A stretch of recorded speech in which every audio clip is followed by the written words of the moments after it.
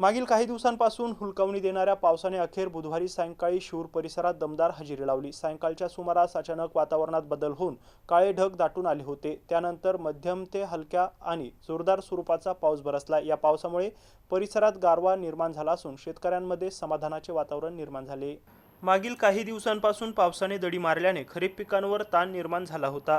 कापूस, मका, सोयाबीन, बाजरी, तूर आणि मूग या पिकांना पावसाची नितांत गरज भासत होती। पावसाअभावी जमिनीतील ओलावा कमी झाल्याने पिकांची वाढ खुंटण्याची भीती व्यक्त केली जात होती।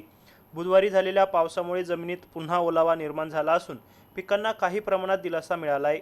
त्यामुळे शेतातील मशागतीच्या कामांना गती मिळणार असून खत आणि तणनाशक फवारणीचे नियोजनही शेतकऱ्यांना करता येणार आहे। बुधवारी झालेला पाऊस पिकांसाठी संजीवनी ठरणार की दुबार पेरणीचे संकट कायम राहणार हे येत्या काही दिवसातील पावसावर अवलंबून असल्याने शेतकऱ्यांचे लक्ष आता पुढील मोठ्या पावसाकडे लागले आहे। Nitin Salunke, MC news Shirur, Vaijapur.